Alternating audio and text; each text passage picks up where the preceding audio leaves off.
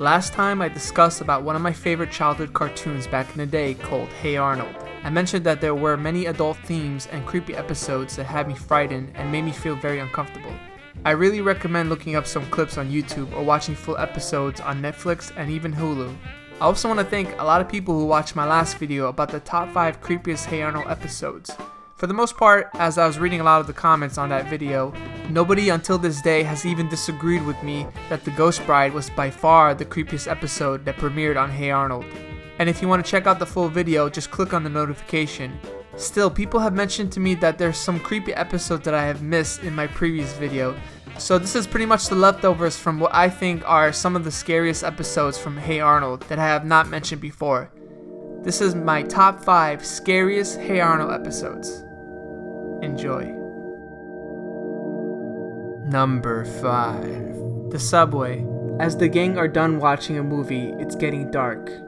Arnold and friends are figuring out a way how to get home. They discuss and try to figure out if it's possible maybe taking a bus would be a good idea or even a cab. But Arnold decides on taking the train home, and this has everyone second guessing him and his plan. After all, they're just kids, and to be honest, the train in the late hours of the night could be frightening to so many people. It's an anxiety that many people have to deal with. Arnold and friends don't have much money, and taking the subway is pretty much the only way to get home. So they take the subway, but Gerald leads the crew into the wrong train.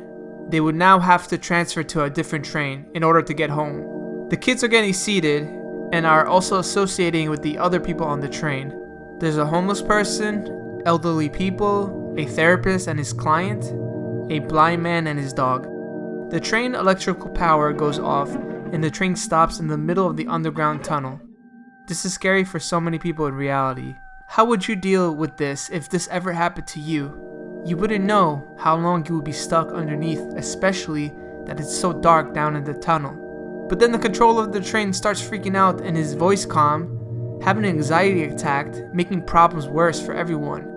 Till the search and rescue team finds our forgotten and stranded subway car and takes us out of this increasingly hopeless situation. So let's all remain calm. There's no need to doom. We're all doomed.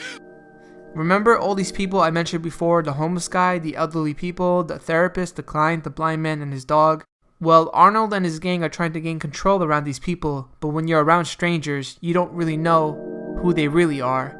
Maybe they can't handle the pressures of being stuck in a train in the dark. This is where things go downhill from here.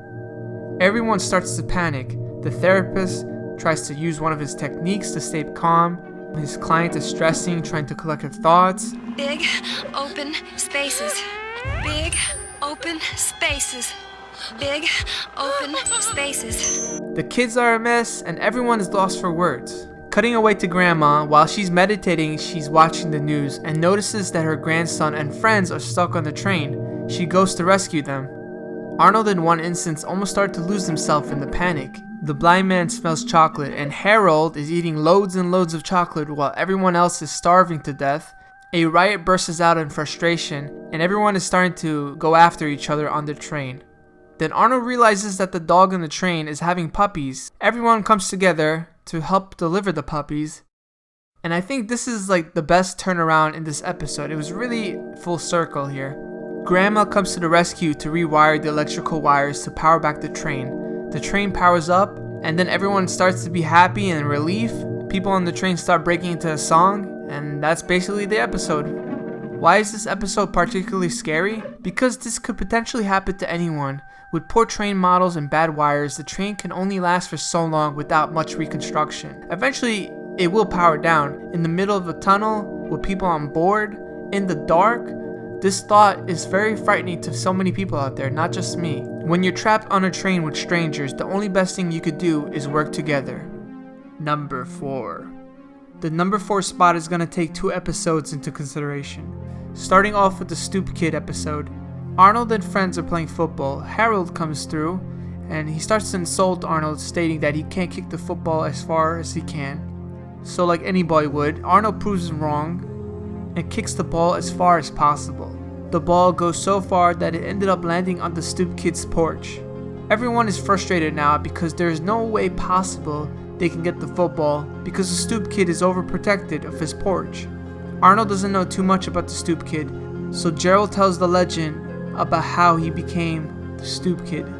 He describes in the story that the stoop kid was an abandoned baby and had to grow on his own. He found an attachment to his stoop and refuses to leave the spot. He became meaner and meaner each and every day because he didn't have a loving family. And this image right here is frightening by itself. Arnold approaches the kid to try and reason with him, but the stoop kid says this: "Go ahead, pick it up." Arnold is too afraid to take it now. Arnold then decides to spy on him in a garbage can to see if he'll ever leave his stoop, but he doesn't. What he does though is he yells at people, he watches TV, he cleans himself, and even reads a book. How does he even go to the bathroom? Gerald then finds Arnold sleeping in the garbage. So Arnold is like, you know what? I'm gonna grab the football, because he realizes that the stoop kid won't follow him if he never leaves the stoop. And he was right. And it's so scary to see someone so attached to their home. It's very self-destructive. There's people in the world that suffer with agoraphobia, and some people stay in their homes for so many years. It's hard to get the help when you're so obsessed with staying at home and never leaving the house at all. People are then making fun of the stoop kid, and he goes into depression. He hides and cries out loud during the night. Arnold approaches him once again, tries to get him out of his comfort zone, and he eventually does leave his stoop. But he doesn't do much going forward, and that's sad. I guess some people will never change. Now, the other episode that people wanted me to discuss was Wheezing Ed. Wheezing Ed is an episode people wanted me to check out from my previous video, and it's another urban legend. I never really thought of this episode as scary until I watched through to the end of it. The reason why this episode is joined together in the number 4 spot with Stoop Kid was because majority of the time Arnold and the gang are searching for Wheezing Ed's treasure. But that's not the reason why the episode was scary. The main reason why people remember this episode was because of Gerald's depiction of Wheezing Ed and his storytelling with some added visuals that showed the graphic nature of what Wheezing Ed was like around his time. Till this day, I still don't understand what Wheezing Ed was pointing at when he saw the skulls. Was he screaming because he saw the skulls, or was there something more down in the cave? And that ending though, where you hear Wheezing Ed's laughter, I don't know what to assume of that, if Wheezing Ed is still alive down in the cave, or if it's a ghost of Wheezing Ed. That's just up to interpretation. Number 3. Had to put 2 episodes combined in the number 3 spot, and the reason why is because it deals with the characteristics and weird nature of Arnie. The episode Weird Cousin isn't as scary as the other episode Arnold visits Arnie, but they are both showing a continuing theme of someone being similar to you in one way, but the total opposite in so many other ways. Also, these 2 episodes has Arnold going around circles with his love interest. Let me explain more in detail. Beginning off with the Weird Cousin episode, Arnold and Lila are planning to see a movie together, but Lila is kind of pushing back because Lila doesn't see him in that way. She doesn't like him. Arnold doesn't really get it. He doesn't understand why she really doesn't like him. Helga sees Arnold getting rejected. She laughs it off at first, and then she decides to recite poetry about him. And then this happens. Who are you talking to? No one, football head. I wasn't talking to anyone. I was singing. Women. Arnold comes back home to Grandpa, and he tells Arnold that Arnie is home visiting for a few weeks. Right off the bat, we as the viewers get to see how weird Arnie is in this episode. The tenants at the boarding house are trying to talk with him, asking him about what hobbies he has, and you could tell they don't really like him so much. He's so ugly. I cannot look at him. So Arnie goes to school the next day, and everyone just does not want to get associated with him because he's so goofy looking and the kid is just an outcast. But there is one person who's taken a liking to Arnie, and that's Lila. Fast forward later that night, Layla and Arnie are going to see a movie together, and Arnold happens to be going to the same movie theaters as well. He ends up finding Layla in the theater with Arnie, and he thinks she's only doing this because she feels bad for him, but she doesn't. She really likes him. Layla and Arnie are seen on the bus spending time together, holding hands and eating lunch together, and then Stinky tries to comfort Arnold, but Arnold says this: Stinky, shut up. Never in this show have I ever seen Arnold talking back to someone. That's just strange to me. Anyway, Helga sees Arnold being upset over this. She then offers to be his pretend girlfriend to try and win Layla back out of envy. So he brushes her hair, rubs her feet, and even eats her own gum, and Layla takes notice. But Arnie notices Helga, and he falls for her. At the lunchroom cafeteria, Arnie breaks up with Layla to ask Helga out. Helga is terrified, and Layla still doesn't like Arnold like that. And that's basically the episode.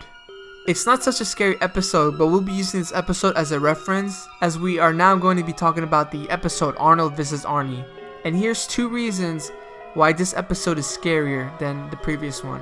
1, being in a place where everyone looks familiar but are totally the opposite, which will definitely raise some questions. And 2, the ending to this episode, which I'll get to that part very soon. Okay, starting off the episode, Gerald, Helga, and the gang are setting up to play baseball, but Arnold is missing to play shortstop. Helga asks where he is, and then he suddenly appears. Arnold tells the gang that he's going for a couple of days to see his cousin, Arnie. Everyone is concerned for him because Arnie is just a weird guy. But Lila gushes over him because he's a country boy that she really adores. Arnold then heads home, goes to bed, and the next day he's already at Arnie's place. But this part is confusing. Arnold takes the bus to go see Arnie, but when Arnie came over Arnold in the previous episode, it was mentioned that he took a plane. Did you have a good flight? Yeah. Which I don't understand. Anyway, Arnie comes to greet Arnold. Then Arnold gives him a snack, and what do you know, Arnie reads the ingredients. After a while, Arnie leads him back to his home. This is where things start to get strange. Arnie lives a different lifestyle than Arnold does. But there are some key elements that seem familiar but are not entirely the same. For example, Arnie has a pet pig named Abigail, but is filthier than Arnold's pet pig. Arnie lives in a home in a very small town, whereas Arnold lives in a nicer looking home and a very busy town, so things are different here. Arnie actually has a girlfriend who looks exactly like Lila, but her name is Lulu, but she is more flirty and explicit. By the way, these kids are like 9 years old. I know, what the F, right? Anyway, Arnie and Lulu take Arnold out to the town to look around. They first encounter Stumpy and Fifi. Stumpy is a representation of a smarter Stinky, and Fifi is just a dumber version of Phoebe. Lulu falls into the lake and brings Arnold in with her. She then offers him to meet up at the lake later on for a private swim alone with Arnold. Arnold, shocked by Lulu's proposal, tells her that she can't really be talking to him like that since she is Arnie's girlfriend. After a while, Lulu, Arnie, and Arnold head up to the store, and Lulu notices Garrett and Kid, and she mentions this. And look, there's Gerard and Kid, 2 more of our ever-so-colorful classmates. I don't know. That's up to your interpretation. Later that night, they head to the movies, and they all notice Grona and Harry, the total opposite of Harold and Rhonda. Then Lulu tries to kiss Arnold behind Arnie's back.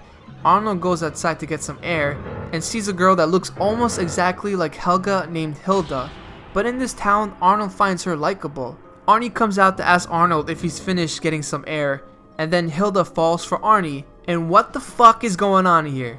Everyone is falling for the opposite dates, and they are freaking 9 years old here. What is going on? They all then decide to go on a hayride back home, and Arnold tries one more time to get to know Hilda a little bit more, and confesses his love for her, but she refuses him. Then Arnie appears and he realizes that Arnold was going after his girl, and he turns on him and the rest of the people in the town. As a kid, this scene was a very shocking turnaround. It was very unexpected, to be honest. But Arnold wakes up and it was all just a nightmare. Arnold runs back to the baseball field and sees all of his friends normal like they ever was. Then Helga asks Arnold how come he isn't at his cousin's place visiting him. Arnold is just making sure that his friends are the same and not the ones from his dreams. They are all noticing that Arnold's acting quite bizarre here. The ending kinda creeps me out here because there's still the thought of Arnold having to go visit Arnie, and we don't know much about how life is over there at Arnie's place. We don't truly know who Arnie is in his home. For all I know, he could even be even weirder. It shows us that Arnold was more comfortable staying here where he belongs than going to Arnie. But the episode just ends with that. It ends with us knowing that Arnold still needs to visit his cousin, and that kind of bothers me, because Arnie is a character that was made to be creepy. These 2 episodes teaches us that in life there are going to be things that are really weird that we have to deal with. To Arnold, that is Arnie, and there's no way in escaping Arnie because they are related. Arnie will always be brought up in the conversation one way or another. Number 2. Four-Eyed Jack is an episode a lot of people wanted me to discuss in my previous video, and honestly I'm not quite sure why I left it out. So beginning with this episode, Arnold and Gerald are having a sleepover. They come across this box with a bunch of stuff in it, and Arnold finds some old glasses. Arnold asks Grandpa who the glasses belong to, and Grandpa starts describing Four-Eyed Jack through story. The story begins with Grandpa stating that Four-Eyed Jack once lived here at the boarding house. He was left alone in his room in the cellar, and he was always cooking beans, experimenting on bigger batches of beans, and his machine explodes on him. After the explosion, there was no traces of Four-Eyed Jack ever to be found. Grandpa says that till this day, Four-Eyed Jack roams around the boarding house looking for his glasses. Gerald is shocked to believe that the house is haunted, and Arnold believes that he was destined to give the glasses back to Four-Eyed Jack. Now Arnold starts to hear noises, and he runs down with Gerald. He follows the noise to one of the rooms, but it's Mr. Konkashka. Then Arnold tries to convince Mr. Konkashka that there's a ghost in the house. They follow the noise once more and it leads them to another room, but it's Ernie. Gerald is convinced that there is no such thing as ghosts, but Arnold and the house tenants still think that there is. So they all go downstairs, and if you look at this picture, would you want to go downstairs too in the dark? I'm okay with not trying to find a ghost because I would rather just go back to bed. They all proceed to go into the kitchen and they hear someone making weird noises, but it's Mr. Wing. All he was doing was just gargling, and then this happened.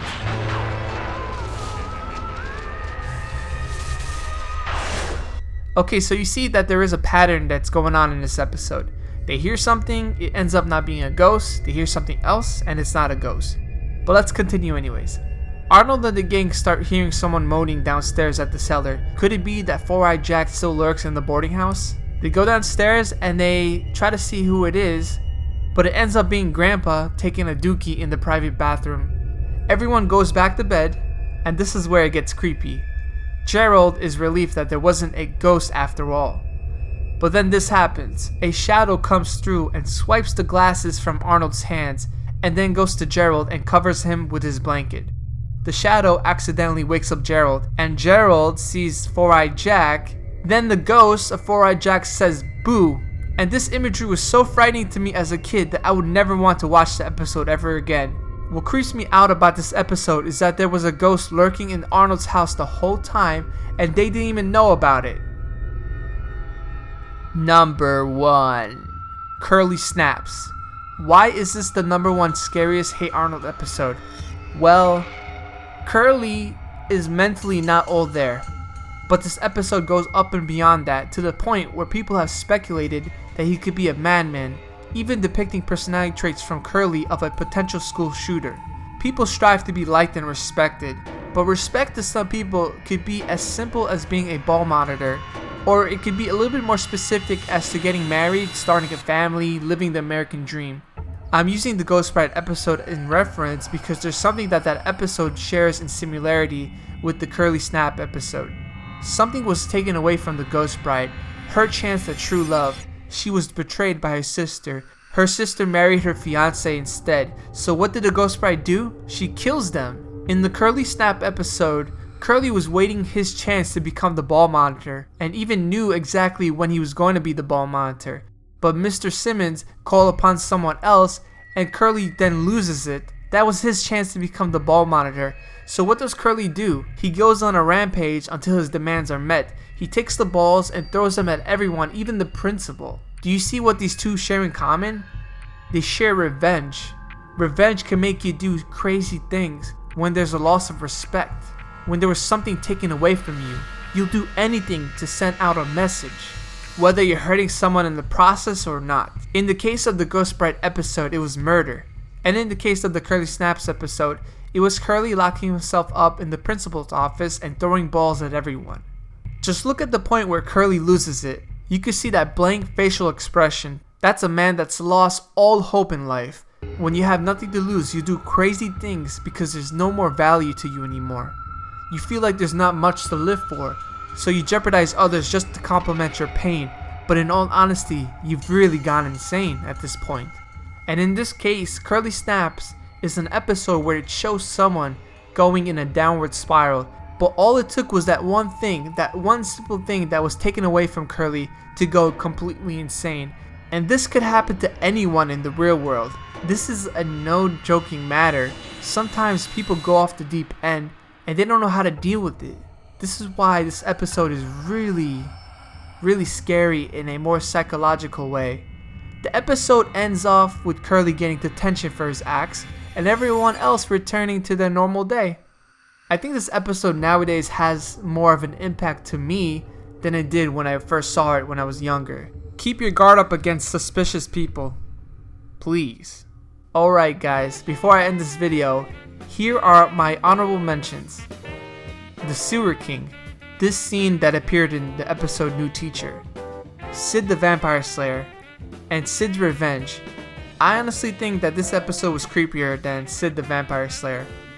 And this scene in Part-Time Friends, because this image really scarred me as a kid. Did you agree with my list? Did you disagree with it? Let me know in the comments below. Click on these notifications to watch my other stuff. And let me know what you thought about this video. Thank you all for watching. Take care.